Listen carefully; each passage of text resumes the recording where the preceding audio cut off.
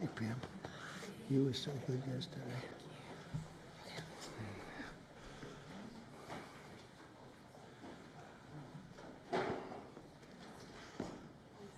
Thank you very much.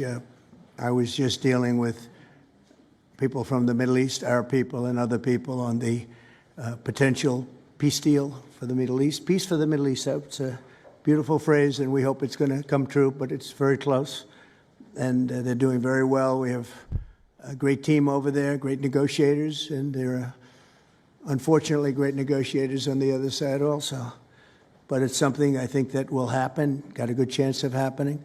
I may go there sometime toward the end of the week, maybe on Sunday, actually, and we'll see. But there's a very good chance negotiations are going along very well. We're dealing with Hamas and many of the countries. As you know, we have Muslim, all of the Muslim countries are included, all of the Arab countries are included, very rich countries and some that are not so rich, but just about everybody's included.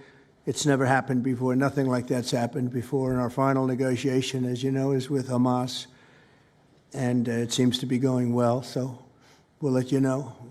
If that's the case, we'll be leaving probably on Sunday, maybe Saturday, maybe a little later than Saturday evening, but that seems to be our schedule.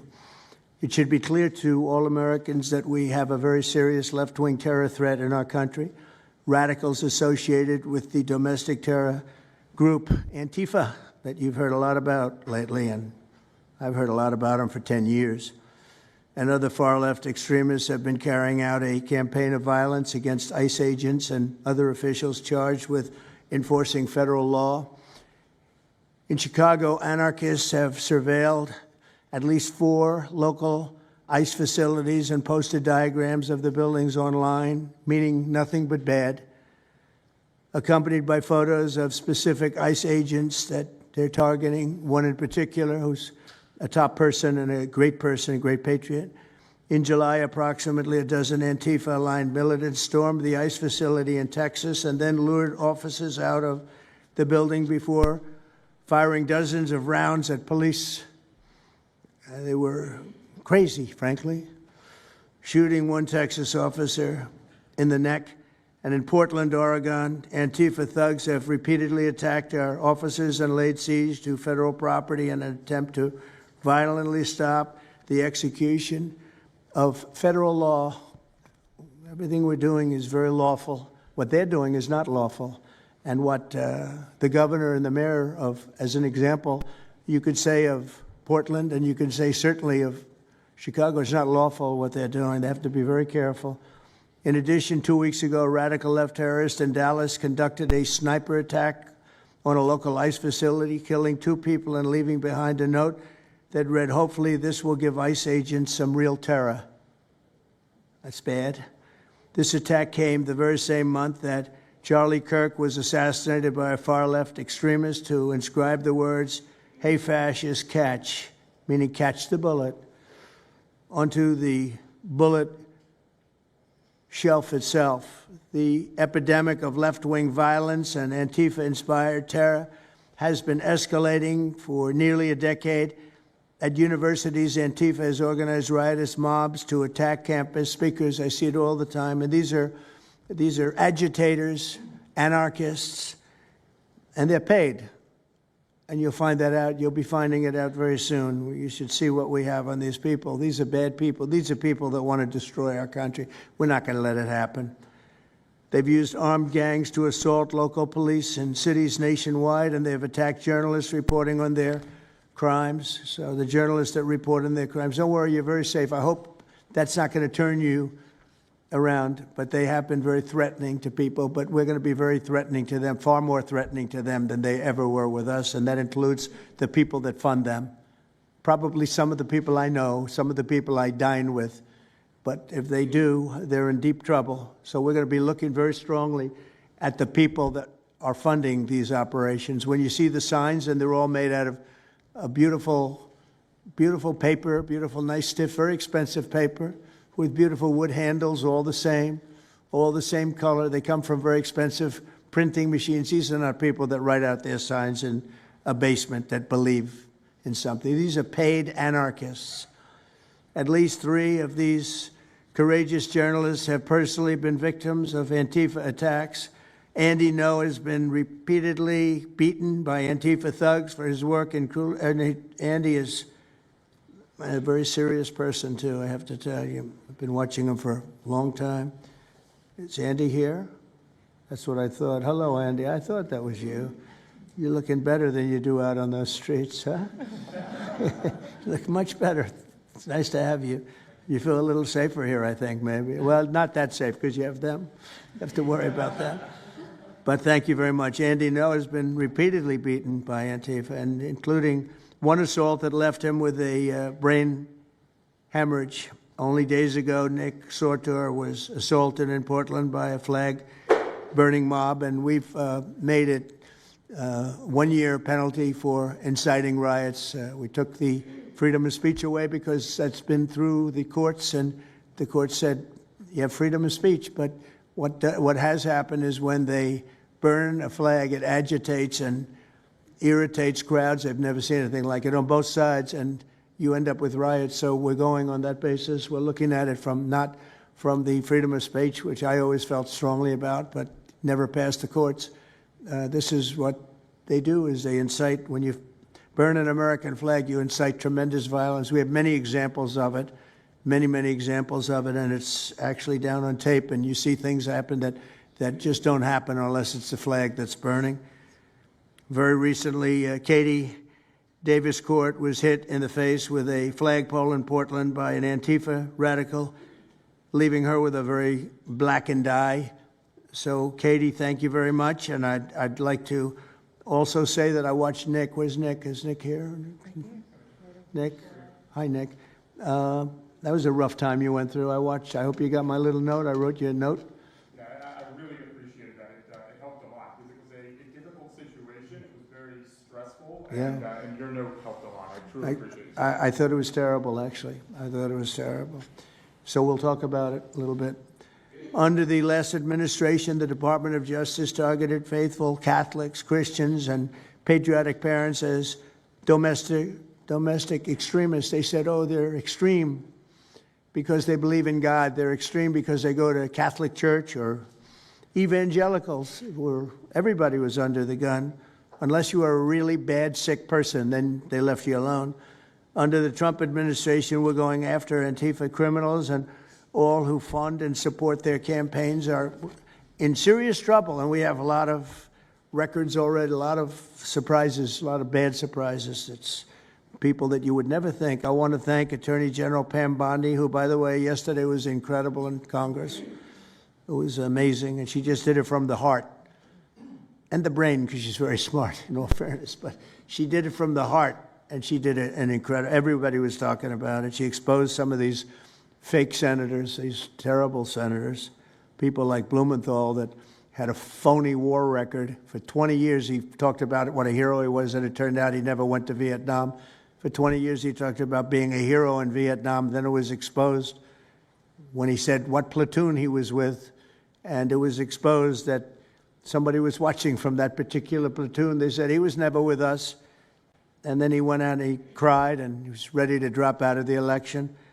And disgraceful. And then he looks at people like Pam and he starts criticizing her, and she's a patriot. And they ought to do something with that. You know, we have a young congressman that's right now in jail for lying about where he went to college and other things. It was, you know, frankly not good. It was pretty bad.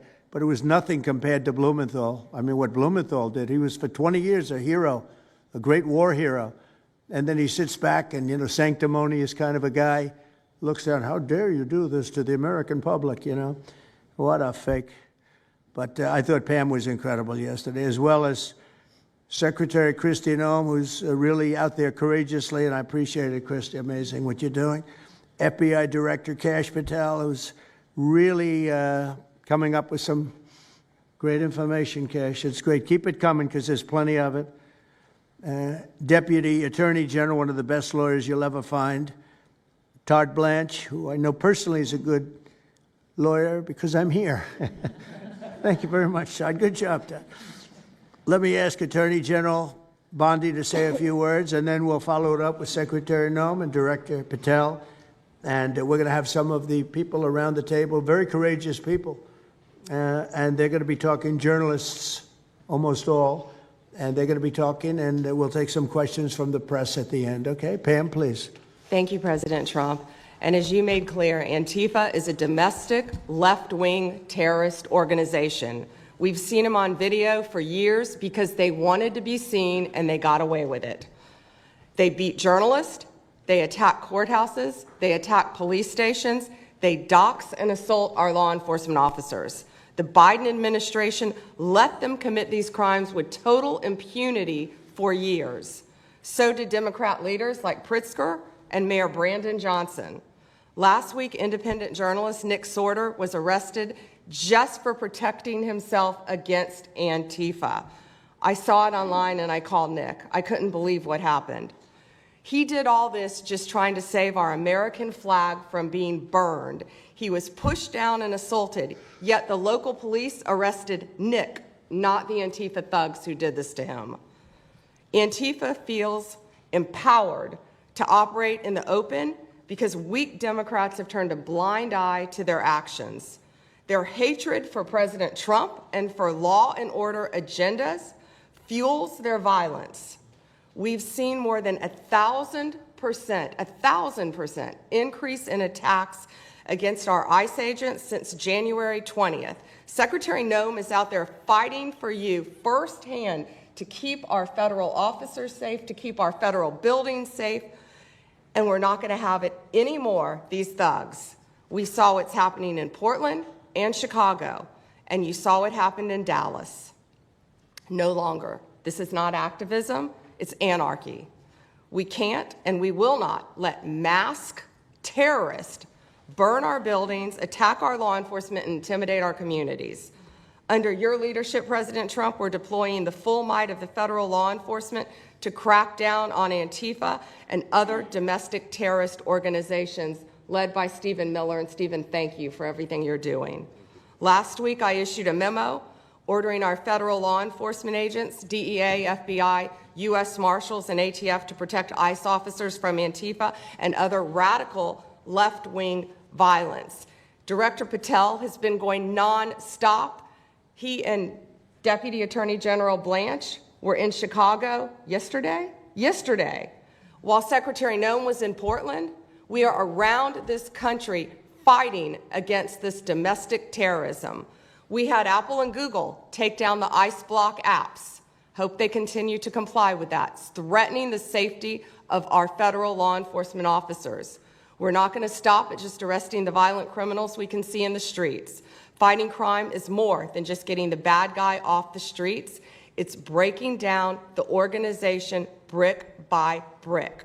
Just like we did with cartels, we're going to take the same approach, President Trump, with Antifa. Destroy the entire organization from top to bottom. We're going to take them apart. Thanks to your bold leadership and the designation of Antifa as a terrorist organization, which is exactly what they are, Americans will no longer tolerate their unhinged violence. Thank you. Thank you very much, Pam. Christine. Well, thank you, Mr. President, and thank you for hosting today and focusing on Antifa and the terrorists that they are. Let's not make any mistake. These individuals do not just want to threaten our law enforcement officers, threaten our journalists, and the citizens of this country. They want to kill them. Their agenda is to destroy the American people and our way of life, and this president is standing in their way. He is stopping them from bringing their death and their destruction to the individual citizens in this country that just want to raise their kids and their grandkids in peace and in safety. I want to also thank everyone around this table for being so bold and so brave, for standing up and recognizing the threat that Antifa is to our way of life. By recognizing how advanced they are, how sophisticated their networks are, how they've infiltrated our entire country, and we're seeing them play out with their tactics from city to city, and how they have built out their funding mechanisms. And, sir, I also want to thank our Treasury Secretary for his work in getting to the bottom of these funding mechanisms and individuals who are perpetuating this violence on our American cities. I was in Portland yesterday and had the chance to visit with the governor of Oregon and also the mayor. They're in town, and they are absolutely covering up the terrorism that is hitting their streets. While you talked about some of the stories of our ICE agents, our Border Patrol agents, how they have been attacked, how they have been shot at, injured, the damage that they've done, these leaders in these local cities, along with Pritzker and Johnson, ignore what's going on, or, sir, they're helping Antifa cover it up. We have arrested dozens of individuals that are Antifa members or affiliated with them, and I want to thank our Attorney General for prosecuting them and making sure they never see the light of day again. They have been so bold in making sure we're bringing those individuals to justice. One of the individuals we arrested recently in Portland was the girlfriend of one of the founders of Antifa, and that we are hoping that as we go after her, interview her, and prosecute her, we will get more and more information about the network and how we can root them out and eliminate them from the existence of American society. I want to thank the new journalists here today for telling their stories and for being able and willing to go to the streets and to cover what's happening here in America. Many times the legacy media has looked the other way, refused to tell the stories. The networks have not really focused on what this is and what damage it is doing to our country, and how this network of Antifa is just as sophisticated as MS-13, as TDA, as ISIS, as Hezbollah, as Hamas, as all of them. They are just as dangerous. They have an agenda to destroy us, just like the other terrorists we've dealt with for many, many years. And today is the day that we have a president that won't tolerate it and will stand up and fight for the American people. So thank you for being here, for being so bold, and for standing in the gap at such a time as this. It will matter. It will make a difference, and your life will be one of significance because of what you've done today. So with that, God bless you, and thank you, Mr. President. Thank you very much. Thank you. Cash, please. Thank you, Mr. President. Mr. President, the American people gave you a sweeping mandate in your victory in this election cycle, and they demanded safety and security for our citizens. And your administration, with your leadership, has provided us with the resources that we need, which is a whole-of-government approach to go after criminals absolutely everywhere, not just outside of this country, but within this country. And that takes a whole-of-government approach. The interagency seated up here with the Department of Homeland Security, our Attorney General, our Deputy Attorney General, and your White House staffers, including Stephen Miller's leadership, has allowed us to go out there and map out these networks. What we are doing at the FBI is simple. It does not require rocket science. We are following the money. Money never lies. And that's what it's going to take to bring down this network of organized criminal thugs, gangbangers, and yes, domestic terrorists, because that's what they are. They are harming everyday citizens in every single one of our communities. And the folks you see here on the right and left, they're some of the bravest men and women we have today. They're reporting the stories live time because the mainstream media won't cover it. They're putting their lives on the line. They're standing up for the flag. The least we can do is stand up for them. So you have my thanks. I read more of your stories than I do theirs because you guys are putting out the truth. And we deserve a country where you are protected as equally as they are. We, in this FBI, will go after with the criminals with a vengeance. We will not rest until we find every single seed, money, donor, organization, and funding mechanism that we have. And I want to echo the Secretary's comments on Scott Bessent, who's allowing us to map out these networks through their financial criminal activities, which has been going on for decades. And I would like to remind the American public, they built this disease temple of corruption over decades. And in 8 short months, Mr. President, you have crippled their foundation because of your leadership here, because of the interagency, because of people like Deputy Attorney General Blanche, and because of Attorney General Pam Bondi's fearless leadership to go after criminals wherever they are. They will not be able to hide. They were able to hide and conspire with prior administrations, and we are exposing their corruption from within. And we will go to every single city in this country under Operation Summer Heat and the other operations we are doing at the FBI to bring these criminals to justice. We will arrest every single one of them from whatever perch you sit in, private or public, no matter how your goal or your ambition is. It will be crushed by the Constitution because the American people deserve law and order, and that's what we're going to give you. Thank you very much, Cash. Great job. Maybe we'll start over here. Would any of you like to say something? Feel free. You can say it in front of a fine group of people, also journalists and reporters. You want to start? Sure. Go ahead. Absolutely. President Trump members of the cabinet, really appreciate you guys bringing this together. And the fact that we are here today on such short notice shows how serious you guys are taking this issue of trans terrorists and frankly, the cities and police departments that are cooperating with Antifa, such as Portland. I mean, the Portland politicians are literally willing to sacrifice their own citizens just to appease these Antifa terrorists. It's sickening. I've seen it firsthand, obviously. When I went to jail that night, never expected it to happen. I thought that they were maybe removing me for my own safety. It never crossed my mind that I was the one that was being arrested for a crime after I was just thrown into a hole. I heard from the Department of Homeland Security after I had gotten out of jail, and one of I won't say exactly who it was, but somebody very close to Secretary Noem over here said that they were legitimately worried for my safety in the Portland jail. But luckily the Portland jail I was the only one there, essentially, because they don't actually arrest people in Portland, besides conservative journalists, I guess. So look, I'm glad that it was not a good night for me. Let's just say that. It was not fun sitting in that jail, but I'm glad to see what has come of it. And I've been able to talk to a bunch of FBI agents, ATF agents, DHS agents that I didn't even know existed until I went there and went to that ICE facility. And the morale is at an all-time high. It is so exciting to see these guys know now that they have the backing of the Secretary, the DOJ, as well as the President of the United States, and they are there to do their job. They are going to fulfill this mission and deport these violent criminals. I believe one of the ones that I did a ride-along with Secretary Noem yesterday, President Trump, and there was a pedophile that had come into the country 5 times over the past 7 years. 7 years, and apparently under the Biden regime that was just allowed to happen. That was fine, no problem. It's concerning to me that you're seeing the Portland Police Department, as well as the governor of Oregon and the mayor, of course, coming out and running defense for pedophiles that have entered the country illegally 5 times. It's crazy. I'm glad it's taking a front row seat in the media. And, they're being forced to talk about it in reality because, we're the ones that were on the ground. We're the ones that are actually reporting what's going on.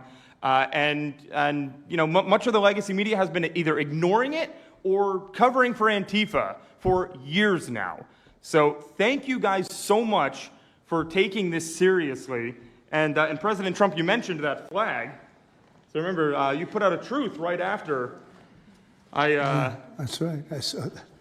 Took this flag from that man that was burning it in the street. I saw it. Do you know who he is? Oh, yeah, I know exactly who it is. So why don't you give it to Pam? Give it to the Attorney General, and let's start prosecutions.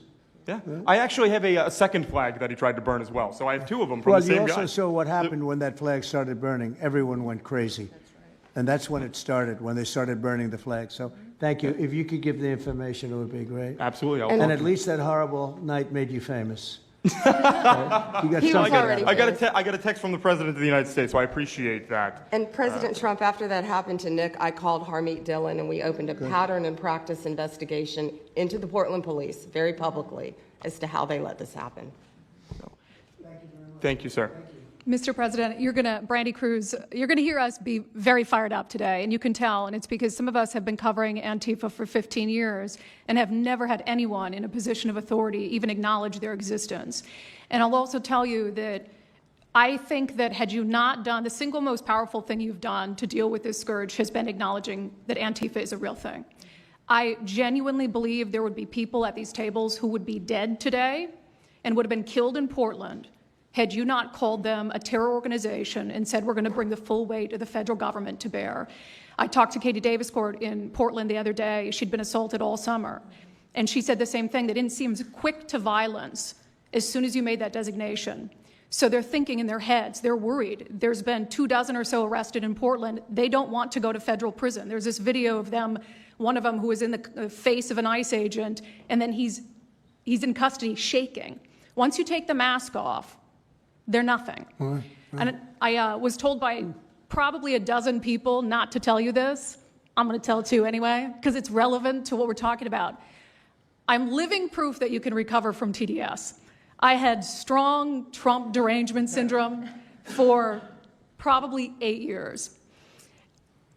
This is one of the reasons I recovered from it. And by the way, it's much better to not have TDS. I'm happier, I'm healthier, more successful. I even think I got a little more attractive after I got rid of my Trump derangement syndrome. Yes.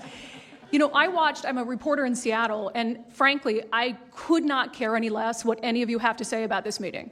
Could not care any less. We're not here for you. I'm not here to convince any of you that Antifa is a real thing, because if you have not come to that conclusion by now, you are never going to come to that conclusion because you don't want to see it.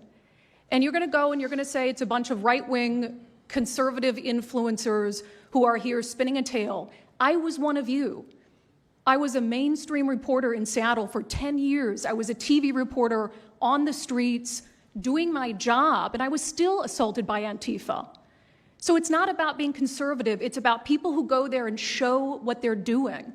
And when I saw, after all those years, that the media wouldn't be honest about what was happening, that Democratic politicians wouldn't be honest about what was happening, I thought, well, gosh, if they're not being honest about that, maybe they're not being honest about President Trump either. And it opened my mind to just looking at things for what they were. And now I find you quite funny, actually. It's like I said, I'm much happier about it. But, you know, for me, again, I could not care any less the stories that they go to print. This is what I care about. We have 3.5 years. Nothing is guaranteed, although I think if Democrats keep it up, we'll probably have Republican presidents for the next 3 decades. But nothing is guaranteed, and so what I want to see over the next 3.5 years is a full court press to dismantle Antifa once and for all in a meaningful way. I know, Andy, we talked before this about some ideas. That's really what we want to. I don't care what the media says. I don't care what Democrats say. They will never wake up to this fact. So we want the federal government to take as many of these cases as possible, look at the interstate travel between Portland and Seattle when it comes to these people who are committing violent acts, and hopefully in 3.5 years, they will be a shell of their former selves. Very close to done, and it's Antifa and many others, unfortunately. Yes. There are many others, bad ones. Most have been named terrorist organizations. There are a couple that we're going to, but I think we've got it pretty well covered. But there are many others, but very specifically today it's Antifa, and it's really bad, and we're going to get it cleaned up. Andy, do you have something? Thank you very much. I'm glad you no longer have TDS. I feel very good about that. Thank you. Thank you, Mr. President and members of the Cabinet. I have a lot of gratitude, and a little bit about my background. I'm born in Portland, Oregon, from there, and growing up, it's always been left-wing, very progressive, and I liked it. It had cafes and artists and those who lived a bohemian lifestyle. And in 2016, I was a graduate student at Portland State studying political science. I was an editor at the student paper there, a very progressive paper, and I was assigned to cover the election night demonstrations. Well, the elections night protests turned to riots, 3 days of violent rioting in Portland, and it was the first time that I saw groups dressed in black with their faces covered. This is 4 years before COVID. Some of them were waving the black flag of anarchism, some the red flag of Marxism. And within seconds, they would ravage one street to another, to another, to another. And the next day, I would read the legacy media, which I still read at that time and looked forward to, and I looked up to those journalists. And I was really shocked to see that the narrative was that these, in my view, anti-democratic political violence was legitimate acts of protest because people were concerned about racism or all these other lies. And so for the next 4 years, I just continued going out with my video camera. I thought, look, people can ignore what I write because of spin, but videos can quite speak for themselves. And in 2019, it led to me nearly losing my life. I was covering another Antifa protest turned riot. At that point, had been routine in Portland, and then I was ambushed in a mob beating. And I had never been in a fight. I didn't even realize that I was being assaulted until seconds in. And the punches came from everywhere on my head and my face, and I was bleeding out of my eyes and ears, and then they threw all the drinks in my eyes to humiliate me further and to laugh at me. And I was rushed to the hospital in an ambulance and CT scan, and I had subarachnoid hemorrhage, which is bleeding in the brain. I nearly died.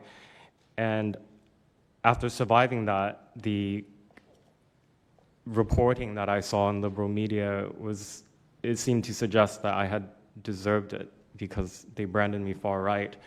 And some even went so far as to suggest that I maybe faked my injuries.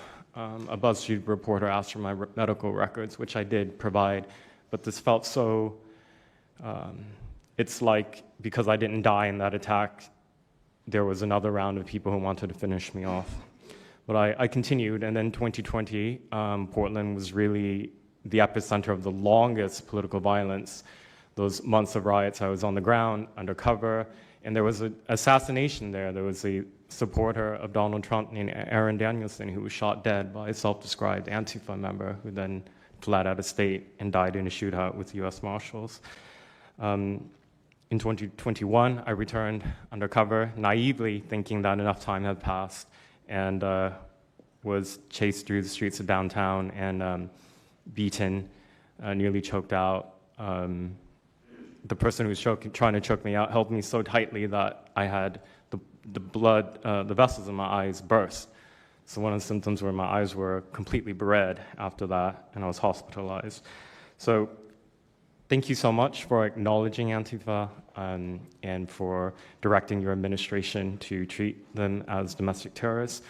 It's going to be really challenging because how they organize is that they are decentralized, autonomous, and they operate on deception. And we're still to this day told that they don't exist, that it's a figment of our imagination. I think the DOJ could look at federal conspiracy charges. The state of California and San Diego County last year broke up an Antifa cell in San Diego. And I think maybe perhaps the State Department should designate Antifa its international arm as a foreign terrorist organization, FTO. So thank you so much for this invitation, Mr. President. Thank you very much, Andy. Great. That's a rough time you had, huh? So the chokeout was almost the end, you felt? Yeah, that was my only near-death experience in my life, and I'm quite shaken when I think about it now. It really feels unbelievable to me that on the streets of America that this type of violence against citizens could become so routine and accepted and cheered on by people. Although, in the immediate aftermath of Mr. Kirk's assassination, we saw again that type of depravity play out on quite large swaths of the left. So there's a deep sickness that's in this country right now, and it pains me a lot to acknowledge it. Yeah, the amazing thing is you look at Portland, and you see fires all over the place. You see fights and, just violence. It's just so crazy. And then you talk to the governor, and she acts like everything is totally normal. There's nothing wrong. It's almost like, are you waking up from a dream or something? You see it on your network. You see it all over the place. And it's so bad. It's so crazy. It's like the movies you see for the kids, I guess not only the kids, adults also, where you have these bombed out cities and these bombed out people. It's like worse than that. I don't think they could make a movie as bad. And then the governor will get up and say, I don't know why they're coming here.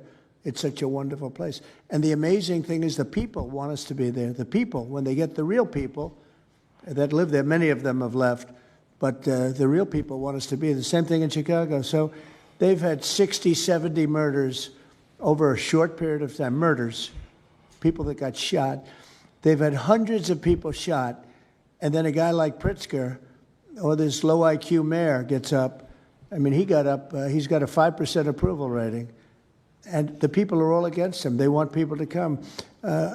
Beautiful black women are wearing a MAGA hat last night on television. Beautiful people. And they said, we don't care who comes, just stop the crime. They don't care, frankly, they don't care if it's National Guard and military. Send in anybody you want, stop the crime. And they're afraid to go out. They can't even go out. And then a guy like Pritzker, think of that, 50, 60, 70 people over a short period of time actually murdered, mostly gun violence, but knives, but gun violence, they're murdered, and hundreds of people shot. They had one weekend where they had like 18 murdered and 71 shot. But they said, you know what their excuse is? Yeah, but it was a long weekend. In other words, it was a long weekend, so that was okay. And then Pritzker gets up and he says, like, I don't know what they're talking about. We don't have crime here. They're crazy. I think actually they're petrified. You know, their families live there, everything else. I actually think they're scared. Pritzker was a failure in his family. They threw him out of the family business. Guy's a loser. But you know what? They actually, I believe they're scared. They're actually frightened for their lives. Jack, please say a few words. Mr. President, thank you so much for having us here today and holding this roundtable. Antifa is real. Antifa has been around in various iterations for almost 100 years in some instances, going back to the Weimar Republic in Germany. And it's now been just under 1 month since we saw a far leftist murder Charlie Kirk, and we saw thousands upon thousands of people, other far leftists and people in positions of authority, people like nurses and pilots and doctors and HR departments, celebrating the death and the murder of Charlie Kirk. This sickness that's out there is absolutely real. And Mr. President, thank you for mentioning the fact that one of the bullet casings read, "Hey fascist, catch" on it. One of the other bullet casings right next to that had Bella Ciao written on it. Now, Bella Ciao is a song that is known in Antifa circles as the international anthem of Antifa. And all of us around this room that have studied Antifa, we're very familiar with these symbols. And Mr. President, I think the situation is getting worse.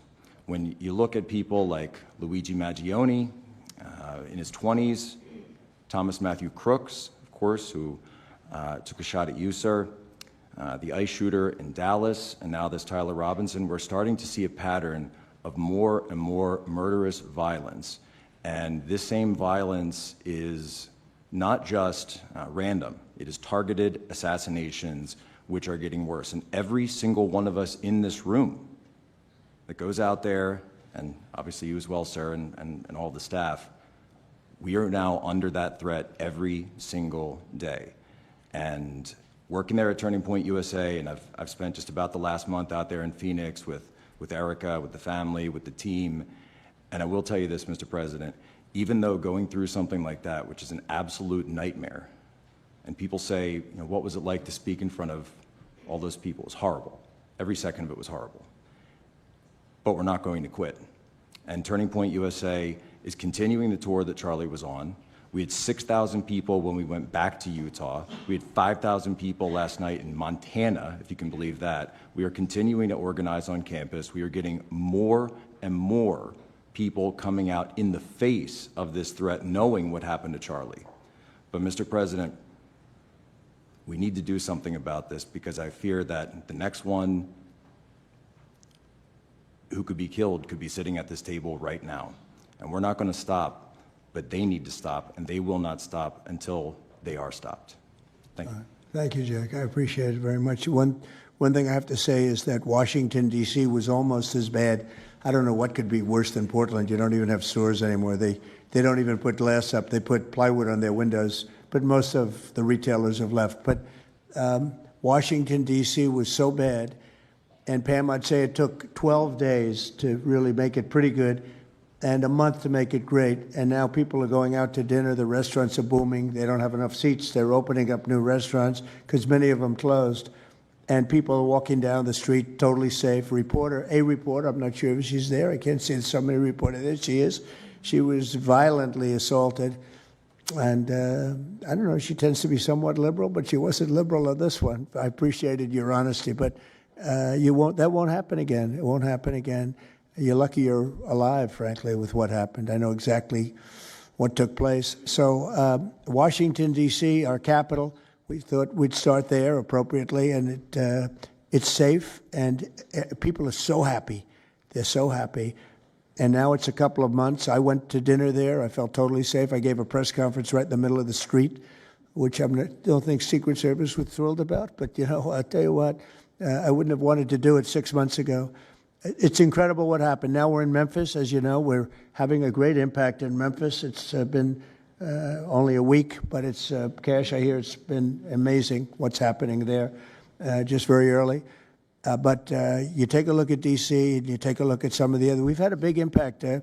What we haven't said, because Pritzker said, well, crime is going down in Chicago. Well, 5 months ago, Cash went to Chicago with a lot of FBI agents just to prepare it so that we went in with, I guess you could call it a surge, call it whatever you want, but would be even more effective. And we're going to be doing that and very, very strongly doing that because Chicago is a very unsafe city. It's a great city. The head of the Union Pacific Railroad said, sir, please save Chicago. It's a great city. It can be saved. Other cities are gone. I mean, they're lost. They can get better, but they're just really, they've been so decimated. But I'm so proud of what they've done so quickly in D.C., and it's taking place quickly in Memphis, where we were asked to go by the mayor and by the governor. And it's really incredible what we can do and how fast we can do it. Let's go for two more. Would you like to go? And then Katie, you'll go. Okay, please. Yeah, thank you, Mr. President, for having us here. And not to sound like a broken record, but it needs to be said that Antifa is real. Yeah. It's real. It's a threat. I just saw them last weekend over in Portland while they're causing mayhem over there. And the reason why they're such a big problem is because we have Democrats and a lot of people in the mainstream media refusing to acknowledge that they even exist, right? So how can we as a country begin to address it when you have large swaths of these people who are supposedly decision makers and people who are supposed to inform, they don't want to say that it exists. Because the common argument is like, well, they're not a real organization because there's no national leadership, they don't have a national headquarters, so how can law enforcement go after a group that doesn't exist like that? Well, law enforcement goes after criminal groups that organize to rob banks or do smash and grabs. They don't have a registered LLC, they don't have official membership cards, they don't have a business address, but law enforcement still goes after them because they're working as a group. These people don't just show up, randomly at the same time to do the same thing, dressed in a very similar fashion, espousing the same ideology. And they say, well, it's an ideology. It's like, well, yes, it's an ideology because there's people alive, present, that believe in it, and they're acting on it. And so I've been very well aware of what Antifa's been doing. I was very busy during the riots in 2020. That was probably my most exposure to them prior to this year. I've been at the ICE facility at Broadview. I'm originally from the Chicagoland area, unfortunately, but that's where I grew up around. Like I said, I was in Portland. I was covering the riots in Los Angeles as well. And probably one of the most disturbing parts about that is, in addition to Antifa being present, they were tagging the streets with CJNG, which is Cartel Jalisco Nueva Generación, which is a cartel. So you have these people who are working basically in concert with other terrorist groups to say that we're here, we're present, and we're gonna attack federal agents and people who are gonna expose what we do. And so, to be clear, political violence, sustained political violence that we're seeing in this country is not a both sides issue. I was, I was at Charlie Kirk's memorial in Glendale recently. Conservative gathering, totally peaceful. It was the most peaceful gathering that I've been at. Every other time that I've been covering violence in the streets, just this year, just this year, it's always been from left-wing people, radical left-wing people. And it's not even just Antifa anymore. The shooting that happened the defensive shooting that happened in the Chicago area, that wasn't someone dressed in black bloc. That was just somebody that had taken upon themselves to go out and try to interfere and ram federal vehicles. So people are becoming more and more radicalized, and it was to be expected, unfortunately. And the reason why we're in this position today is because after I was done covering the riots, I was at the border from the San Diego sector all the way down to the Rio Grande Valley sector, covering the border crisis month after month. And we all knew the solution to that. We all knew why it was happening. It's because, well, it's racist to have a border. It's like, well, actually, it's not, but okay.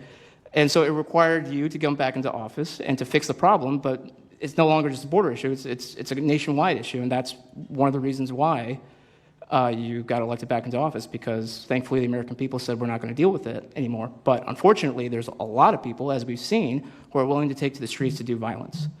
And that's a scary thing, because typically when I was in 2020, I was covering Minneapolis, Los Angeles, Portland, Seattle. I was over in Chaz, and that was to be expected.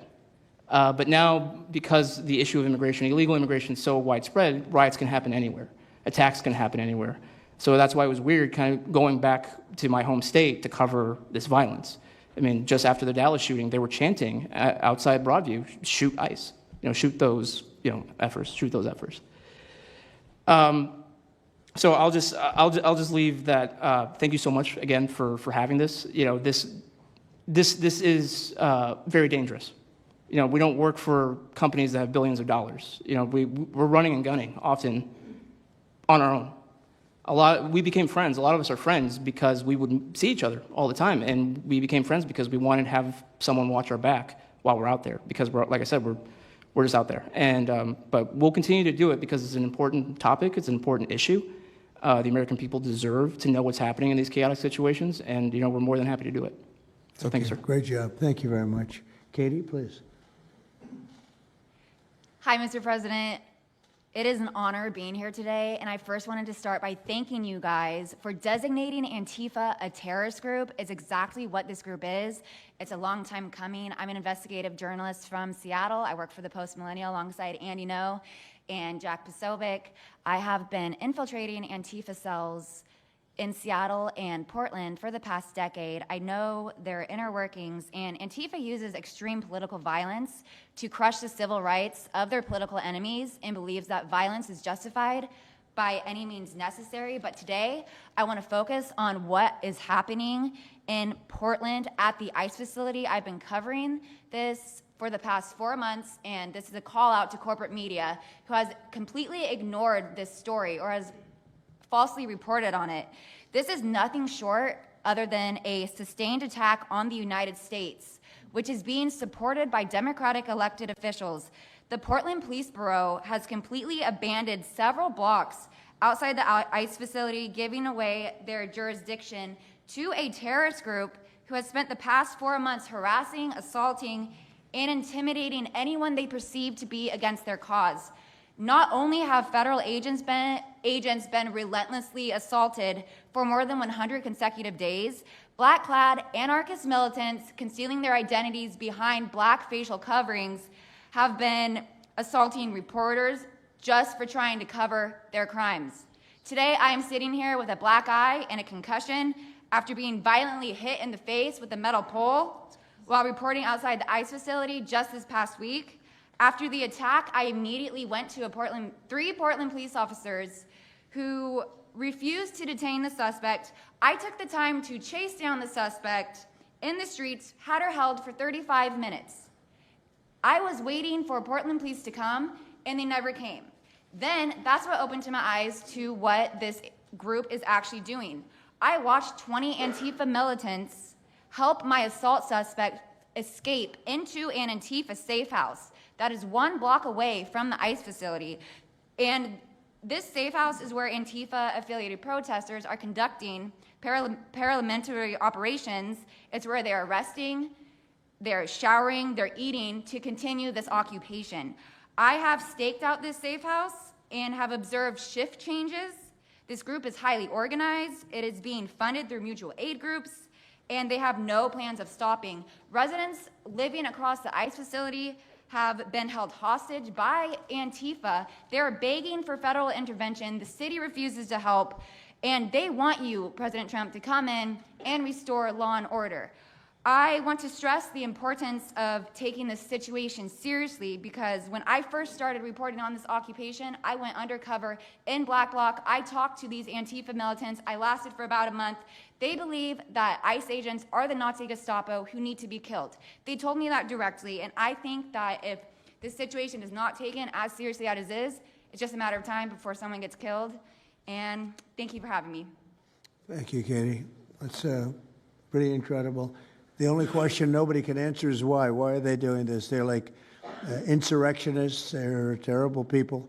But you really wonder why. Why are they doing it? What are they gaining other than they're obviously paid? They're paid a lot of money. Go ahead, please. Mr. President, if I can answer that question, the reason why they're doing it is because the same media that's sitting in this room with us has declared all of us at this table Nazis and fascists, and they've been doing this for years. This is why Antifa feels emboldened to attack us. Now, almost every single person at this table has been threatened with a steel bat. We've been assaulted, we've been harassed, we've been threatened, and that is in huge part due to the media. So my message right now is for you guys. Because 2 years ago, back in 2020, by the way, I was censored for my reporting on Antifa here in Washington, D.C. You were talking about how safe it is now, Mr. President. It wasn't so safe back then. Back in 2020, I watched as a father was being mobbed and surrounded by Antifa members as his terrified, crying children looked on and the police here did nothing. I watched as a woman had her hair violently ripped out of her skull simply for waving an American flag on the streets of Washington, D.C. And by the way, if you guys try to go and find any of this footage, you won't find any of it because Twitter deleted all of it because our president shared my reporting and they deleted my entire account immediately after. So now, if you want to know what happened in 2020, all you're going to see is the media headlines that said that it was fiery but mostly peaceful. Thanks for that one, CNN. The reality is that it was an extremely violent period of time, and for the last 10 years, Antifa has been wreaking havoc on law-abiding and innocent American citizens, and it needs to end. Now, I'm with Turning Point USA. It's an honor to be here, Mr. President. Thank you guys so much, everybody in the administration, for giving us a seat at the table, because the media has not only been demonizing us for so long, but immediately after the brutal assassination of our founder, Charlie Kirk, our Turning Point USA chapters have seen an uptick in violence across the nation as Antifa chapters that are embedded in our universities go and target them. It's been extremely difficult to report on the ground, and for a long time I was afraid to go to Portland because I knew that the only people who would have my back, like Julio said, were one of my friends on the ground because there is no police force there. I was terrified to go because I knew if I got shot or stabbed, and I have been assaulted, I've been mobbed and robbed in Austin, Texas by Antifa, that nobody would come to help me. So my plea to the entire administration, especially to the DOJ, is every single radical left-winger who is in front of the ICE facility in Chicago, in New York, in Portland, please make sure that you use the full force of the law to come after each and every single one of them, because it is us being soft on left-wing violence that has fomented all of the terror that we have seen in this country, and it is the left wing getting away time and time again with assaulting law-abiding American citizens that has led us to this place. So truly, to the Americans that I speak to on the ground, they feel completely abandoned by their state and local government. So please step in. You have Americans begging for the National Guard. And to the media over here, please report on the truth. Please do your jobs. I'm an American citizen. Everybody at this table simply views ourselves as American citizens who have an iPhone and the will to actually tell the truth. So please take your job seriously and tell the truth to the American people. And thank you for letting me be here on behalf of Charlie to continue his legacy of cleaning up the country. Thank you, Mr. President. Thank you very much. Appreciate it. Wow, you feel very strongly, I can see. I'm mad. I got beat up so many times, Mr. President. My friends have gotten beaten up, and I want to cry right now from happiness because we have been completely ignored for so long. For almost 10 years, we've been getting assaulted on the streets. I have watched children cry as their parents have been attacked on the streets. That should not be happening at our nation's capital. So please, again, the DOJ, please utilize the full force and go after each and every single one of these people. Fantastic. Thank you very much. Great job. Impassioned. That's important because you should feel like that. Please, go ahead.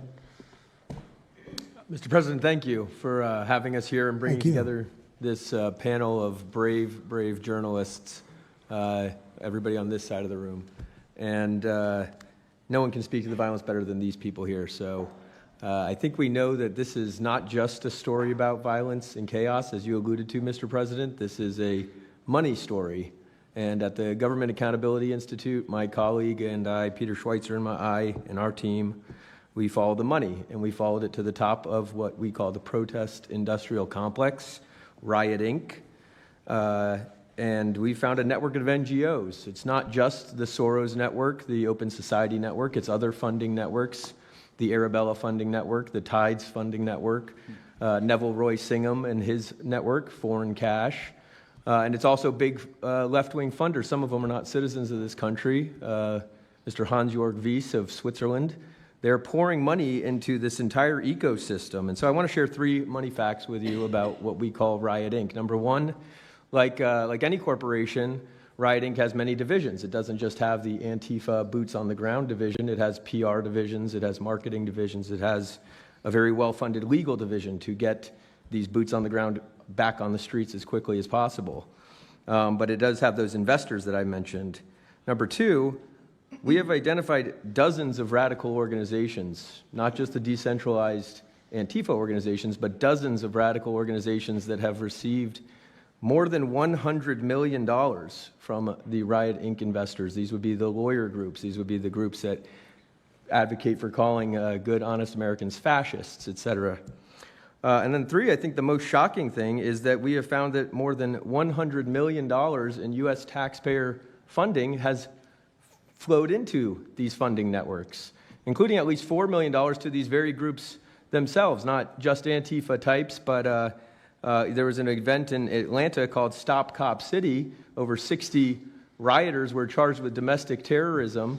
These groups received money for that from both the billionaire class as well as taxpayer money. So one other thing, this money helps fund the decentralized crowdfunding platforms.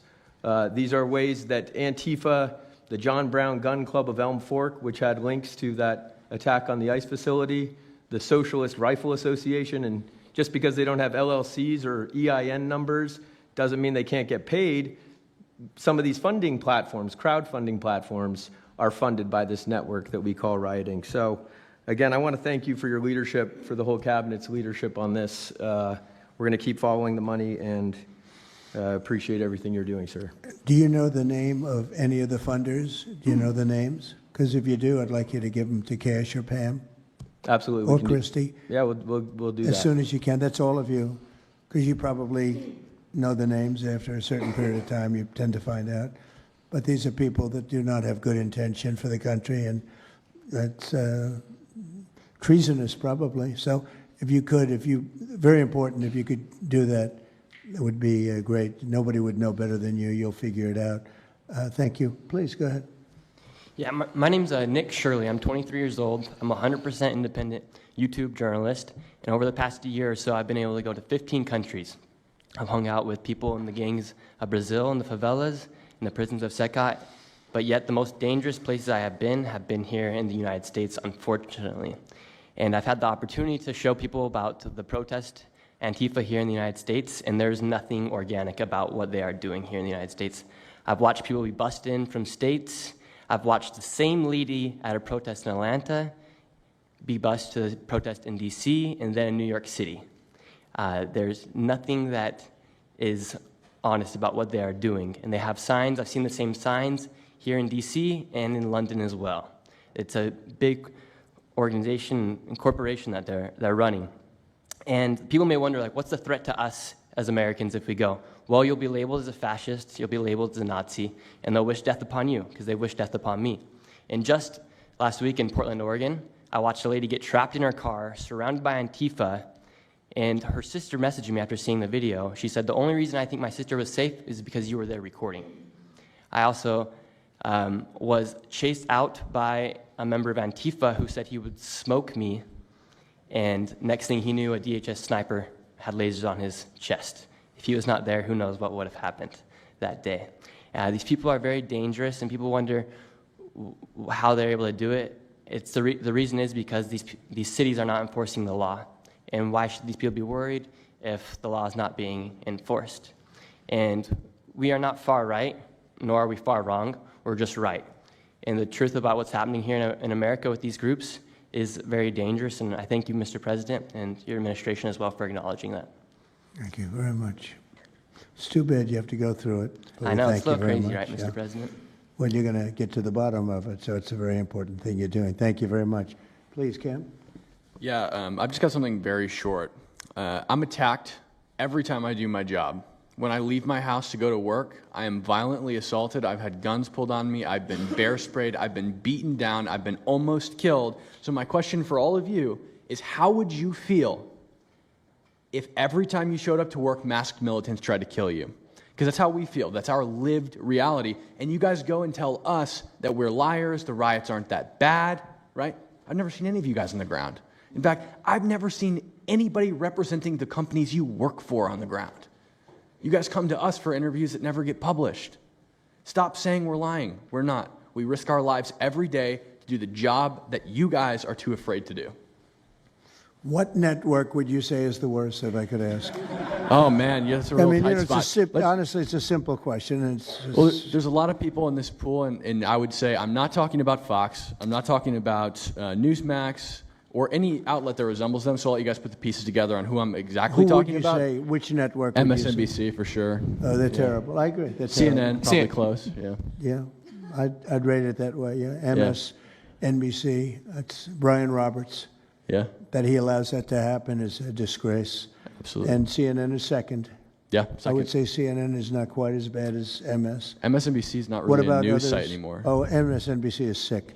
Yeah. They're sick. Well, sir, it's also else? just the stories that they publish about what's the ICE enforcement operations that are so heavily slanted that it's no longer, as I was saying, no longer just Antifa, but Americans that are becoming radicalized. So they've been very irresponsible with how they've been reporting Who on is it. that? MSNBC, for example, they're Would you rate them the worst? probably. They who ran would a you story, rate second? Well, they ran a story about an operation in Southern California about how a father of 3 Marines was arrested, and they made it seem like they just did it because he's brown.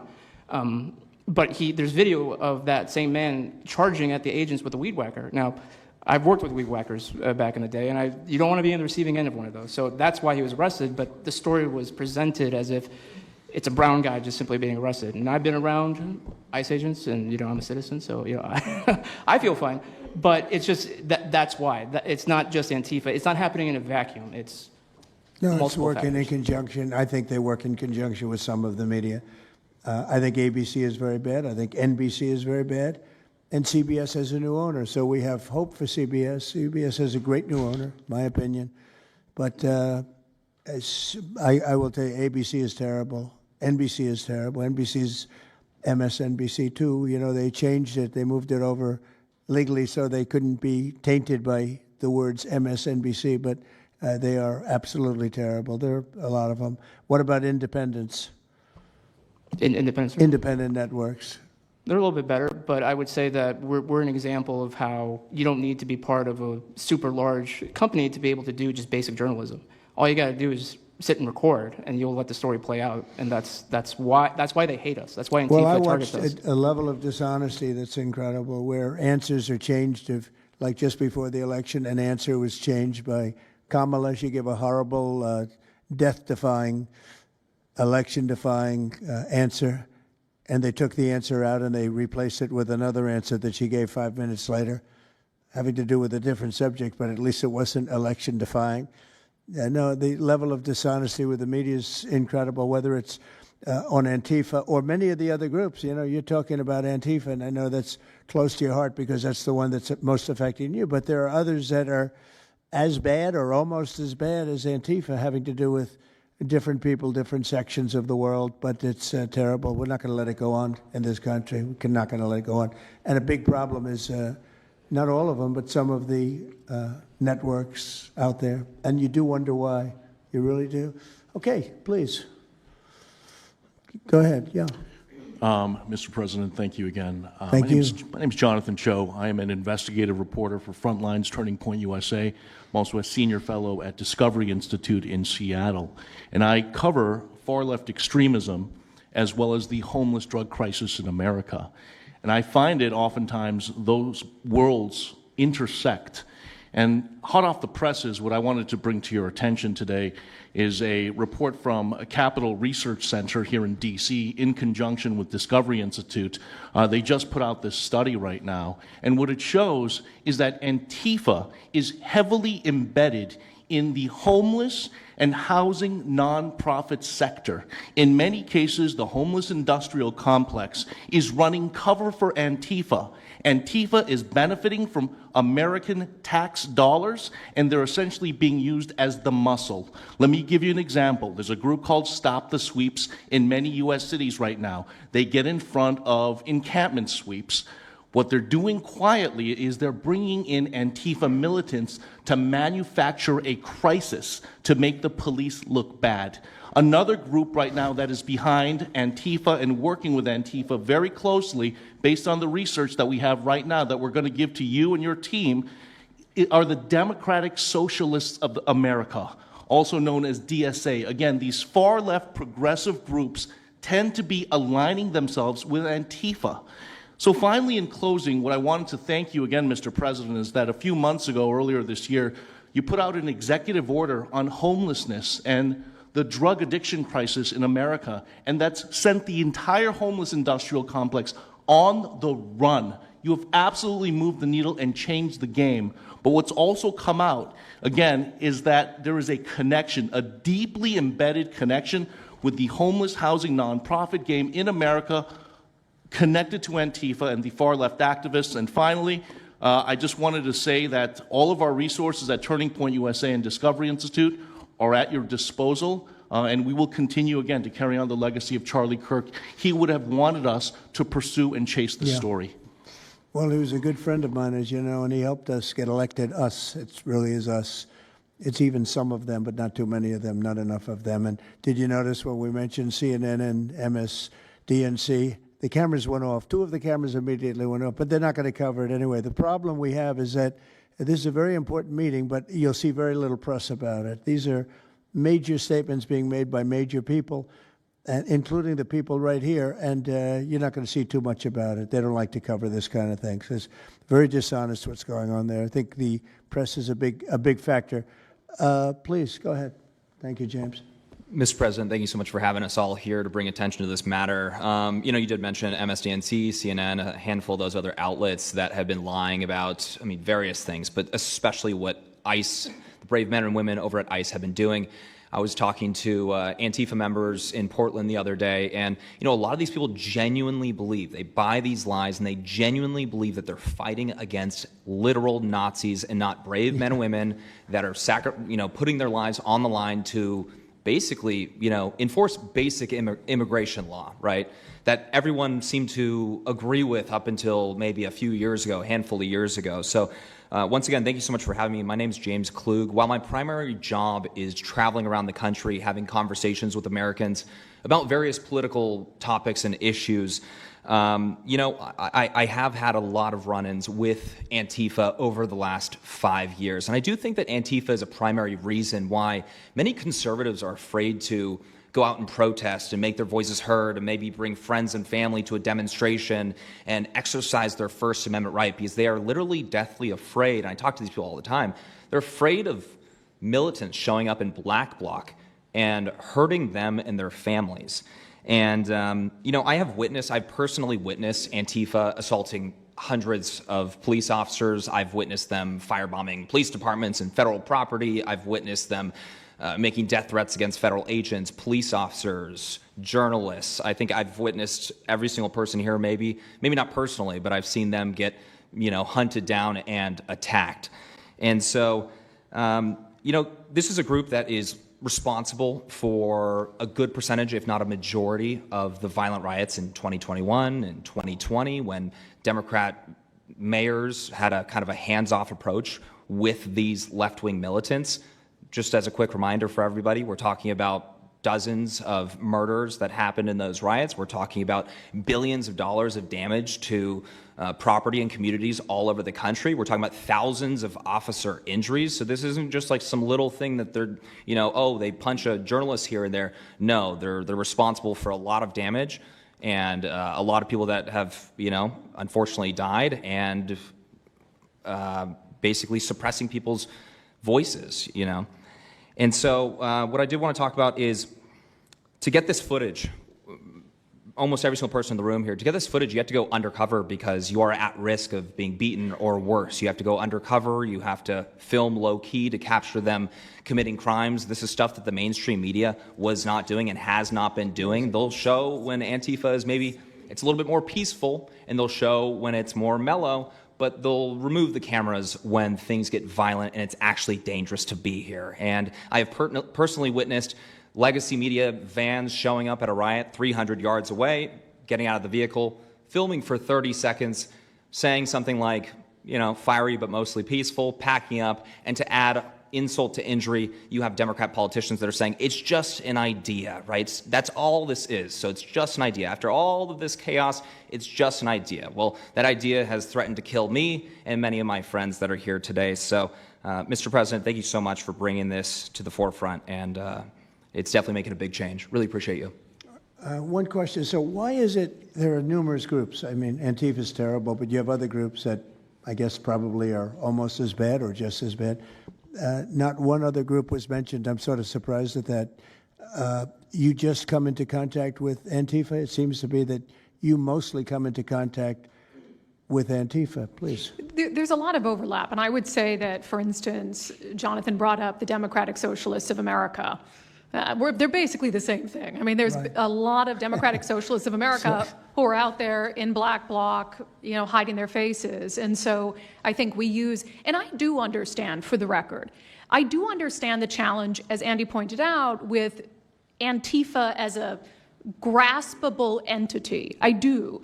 But at the end of the day, when you look at behavior, you prosecute behavior, right? We're not prosecuting ideas or ideology, you're prosecuting behavior. So whether you can prove that this amorphous thing is Antifa or someone has a patch that says Antifa, it doesn't matter. Did they assault someone? Did they assault a federal agent? Were they engaged in rioting? What is it? And so they're always using that, they don't call themselves Antifa, even though some of them literally do. It's called Rose City Antifa. How long has it been around in Portland, Andy? Since 2007. They call themselves Antifa. In Seattle, I was outside the federal building, and they were yelling, "There's no police here. This is Antifa land." And then at the same time, Democrats, like our governor, Antifa is an idea. But yeah, I think Antifa can overlap with a lot of other entities and organizations. Okay, very good. Thank you.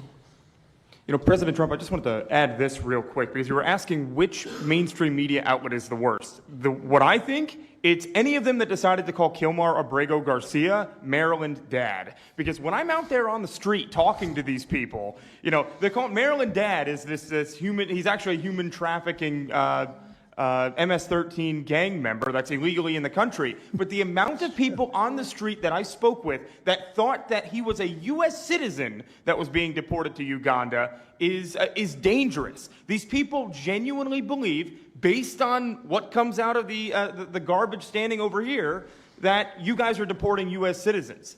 So that's what's causing all these problems. So when you have a governor like Pritzker in Chicago, where you have Illinois, which is in a lot of trouble. Chicago's there, potentially great city again. It's not great now, but it could be great again. That's why we have to get there soon, because eventually you can't do that.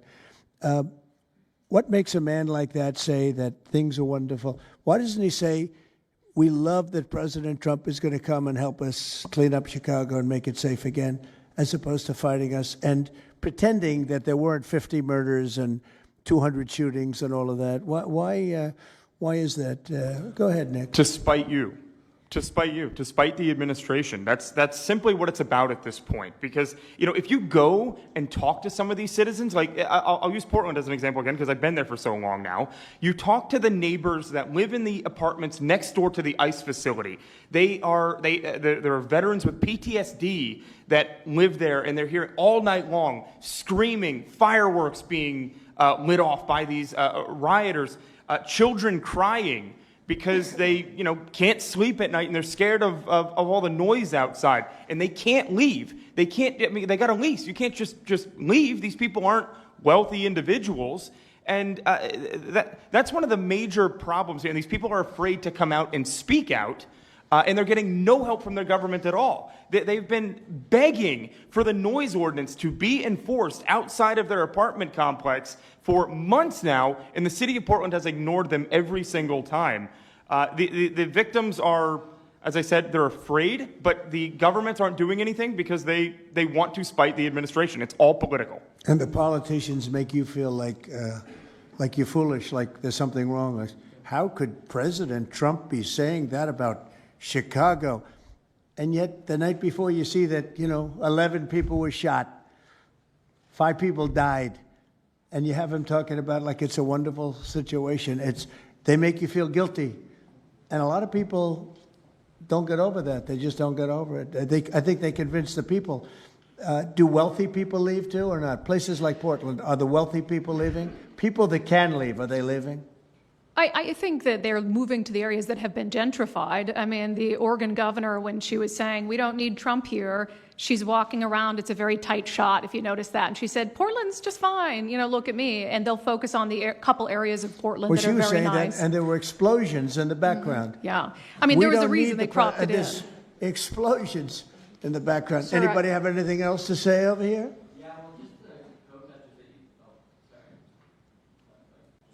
And then we'll get, should we be taking questions, or is it just a waste of time? Because they can ask questions, but, well, there's Brian, he's good.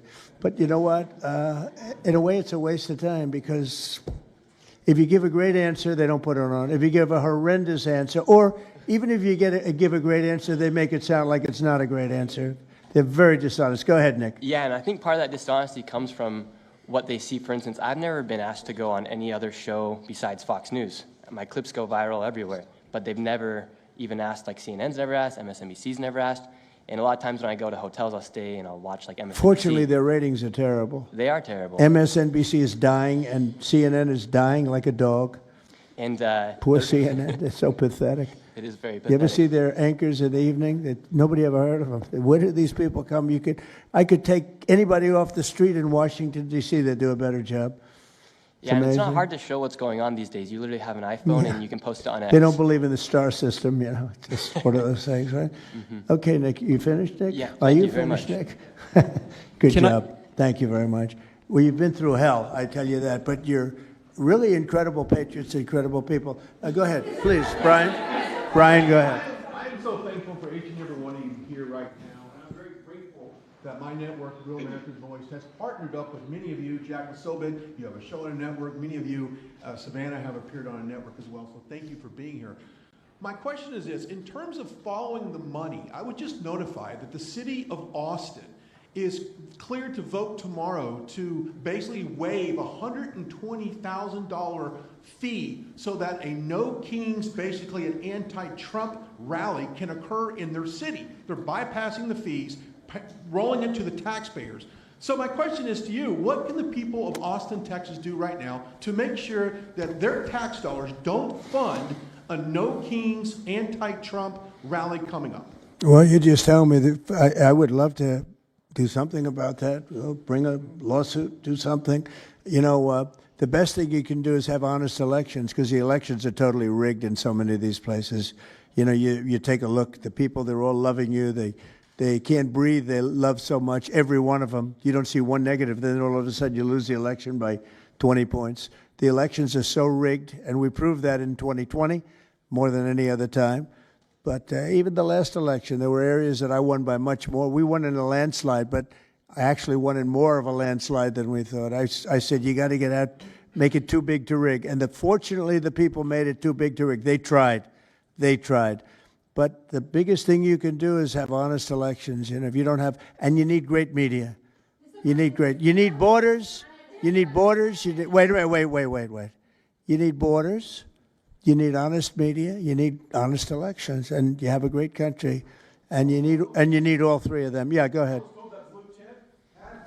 To a lot of these radical groups that you talked about inside here. So thank you for removing. I would like you to make a big deal, though, if they're waiving a fee, but I guarantee they wouldn't waive it if it was it's not Trump. If it were a conservative rally, they wouldn't be waiving it. So maybe you can look into that, Pam. Todd? That sounds like one for Todd, Pam. Go ahead, Todd. Good luck. Thank you.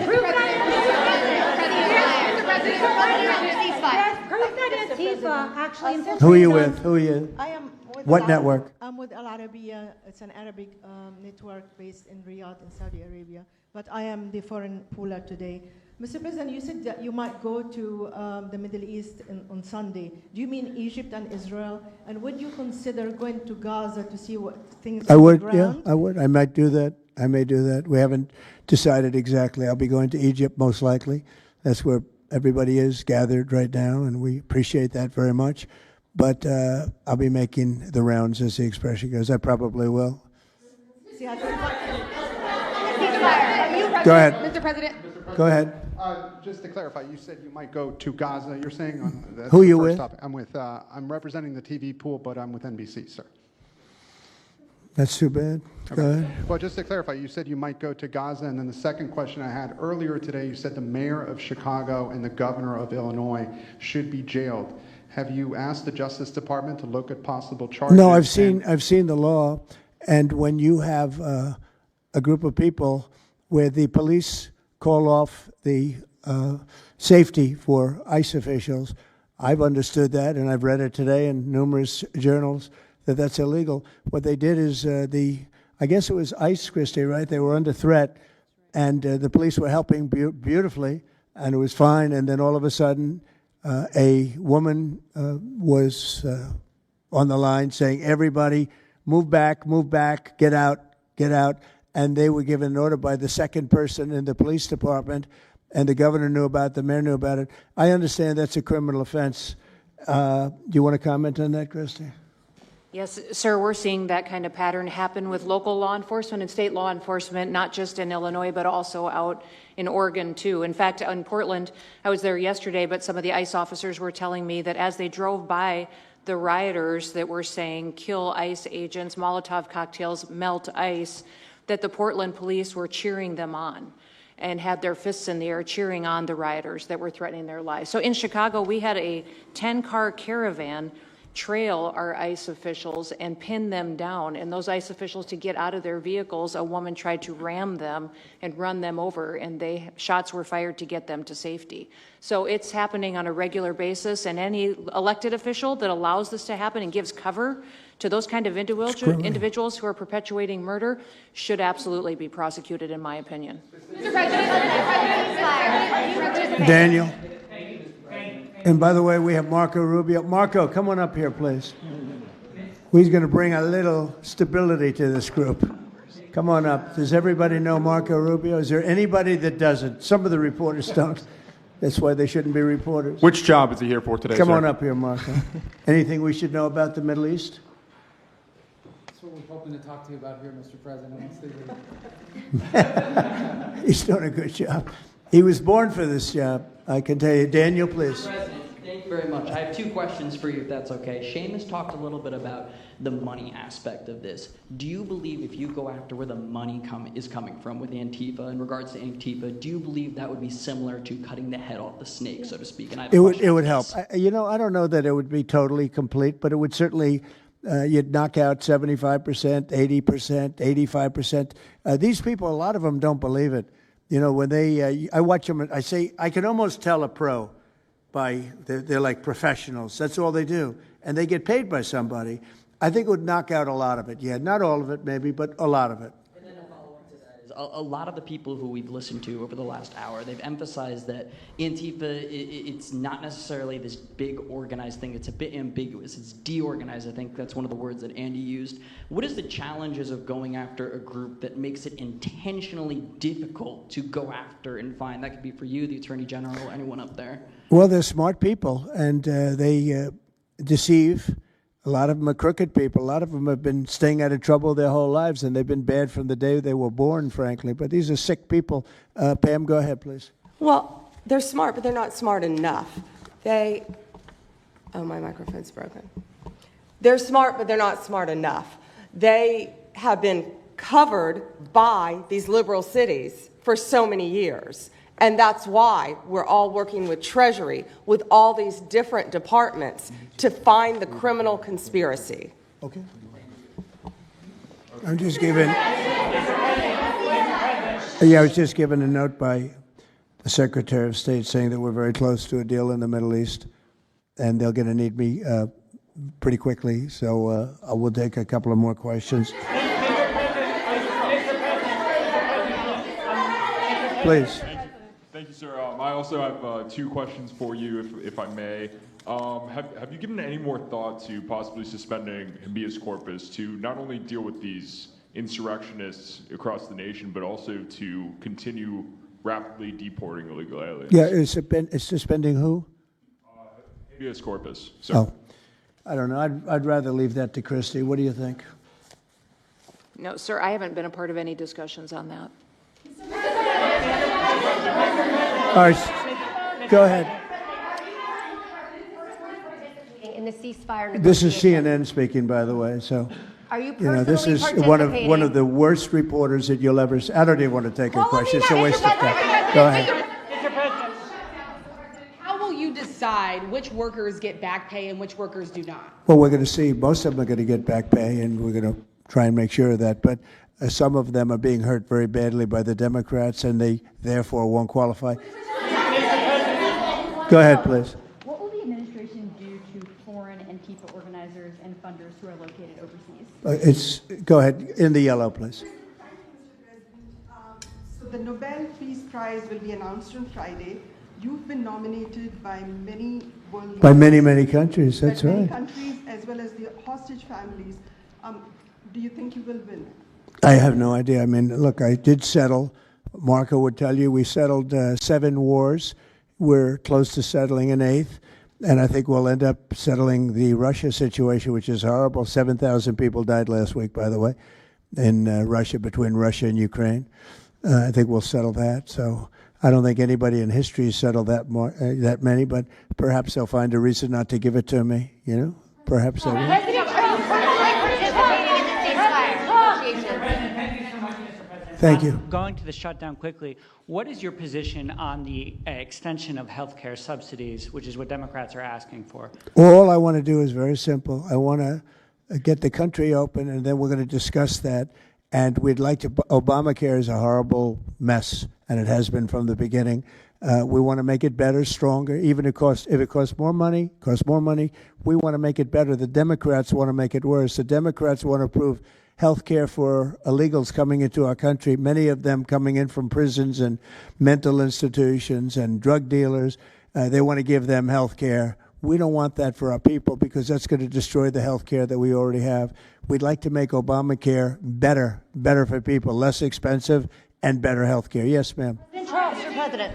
I'm wondering if you've been briefed on the organization and funding of Antifa, and if so, what have you learned? I have been, and they have pretty good knowledge, but they're going to have a very good knowledge. And I really ask these very brave patriots that we're surrounded with today to let us know, because I think you probably have some pretty good ideas. And even if you're not sure, let us know and we'll figure it out, okay? If you could do that.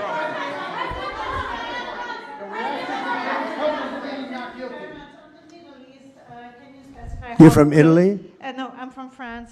Oh. Can you specify how close we are to the deal? Would that be announced today, tomorrow? And do you want to see the hostages released before you travel to the region? No, I think I'll probably go maybe before the hostages are released or shortly thereafter, pretty much shortly thereafter. Yeah, please. Participating in these negotiations. Go ahead. Who you with? Who you with? The Center Square. I had the honor of asking you originally if you would designate Antifa a terror organization. And I stand here before you today, and I'm echoing what Andy said over here. Are you going to work with your administration, as the Secretary of State's here, are you going to work with your administration to designate it a foreign terror organization? You mean a terror? Antifa? A foreign terror organization. Well, has that been done? Pretty close, right? Would you like to see it done? Yes, Mr. President. Do you think it would help? They have foreign I'd be links glad all to across do it. I Western think it's Europe. the kind of thing I'd like to do. If you'd like, does Middle everybody East. agree? If you agree, I agree. Let's get it done, okay? Let's get it done. Marco, we'll take care of it. Mr. President. That's international, you mean? Yes. International. Mr. President. Sounds good to me. Foreign terror organization. Steve, are you okay with it? Yes, it's true. There are extensive foreign ties, and I think that would be a very valid step to take. Good, I think so too. Yes. Good, I think it's a good point. Thank you. President, are you planning on personally participating in this? On the shutdown, we are now about 1 week away from military service members missing their paychecks. We'll always take care of our military. Would you encourage Congress to pass a standalone bill to pay our service members? Yeah, that probably will happen. We don't have to worry about it yet. That's a long time. You know what 1 week is for me? An eternity. 1 week for me is a long time. We'll take care of it. Our military is always going to be taken care of. Yeah, please. Blue dress. Blue. Rebecca with Blaze News. I'm curious to know, so you're talking about the money funding these Antifa organizations, and somebody brought up Roy Singham, I think it was you, who, by the way, is married to one of the co-founders of Code Pink, this infamous left-wing organization. I'm curious to know the administration. Who is that? Who is that? Roy Where's- Singham. He's married to. No, did you say they're here? No, he's not. A journalist brought him up, but he Oh, I is- see. Okay. Yeah. Okay. Jameis, thank you. Good. Good. Good bring up. Excellent. Go ahead. He's somebody who's been reported on extensively, and I'd love to know what the administration is going to do to actually bring consequences to some of these names. You mentioned. Well, I don't know the name, but I would like to ask Pam to take a look at it. You know, a lot of the best information we find are through you and other people like you. So I'd like you to look at it, Pam.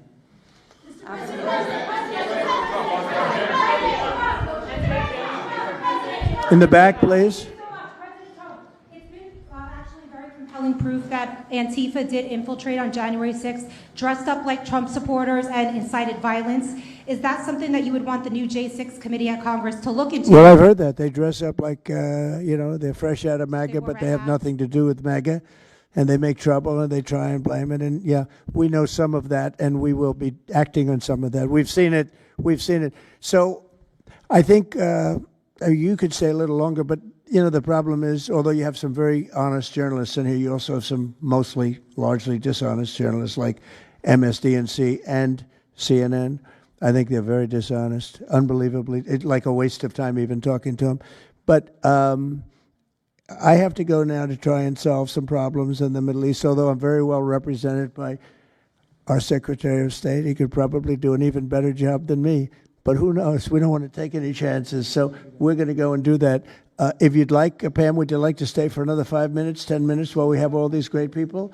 And I'll let Pam and Christy take over and get some good points out. I just want to thank the people around the table in particular. You've been amazing. You've been brave. You're real patriots. You're real patriots. And at some point, we're going to have to look into, at least in certain cases, rewarding you with some very important medals and honors, okay, as we have done and will be doing with Charlie Kirk. You know, Charlie is getting the Presidential Medal of Freedom, which is our highest award outside of the Congressional Medal of Honor. And I think they're sort of even. One's civilian and one's military. But unfortunately, the civilian sometimes is military also because of what we have to go through on the streets of this country. I can only tell you this. We have a great nation. We have a nation that's right now the hottest in the entire world. We're the hottest nation in the world, despite all of the things we've been saying today. But that's going to make your job easier because nobody's doing better than we are financially. We've never done better. We've had, I think, 58 stock market increases since I've been top, meaning record increases. We have never seen anything like it, and we're going to keep it going. That makes it a little bit easier for what we're doing. I guess maybe it also makes some people crazy because they don't want to see us do well. But we're the hottest nation anywhere in the world, and we were a dead nation 1 year ago. I say it all the time. We were a dead nation. Now we're the hottest nation in the world, and that's said to by every leader. One of the reasons that we have every country already signed up or just about to sign, every country in the world on this whole mess we have going over with Hamas in the Middle East and all of the things you see, is they respect our nation. A year ago, you wouldn't have been able to get it. You certainly couldn't have gotten it with Biden. You didn't know where the hell he was. But a year ago, you wouldn't have been able to have a situation like this. So I just want to thank the people around this table and certainly the officials around the table because they've been incredible. They've been brave. And I watched yesterday, Pam, and I watched a little bit. I thought it was so good. I rounded up and I watched it late in the evening because I thought you were fantastic yesterday. You really, look, you had some wonderful senators, some great politicians asking you very fair questions, and you had some real slime balls. But I thought you were amazing, so thank you very much. And Christy, thanks for the great job. Cash, thanks for the great job. Always my man back down there. He's the silent type, but he's a hell of a lawyer. Thank you all. We're going to get peace in the Middle East. That's what we want to do. Thank you very much, everybody.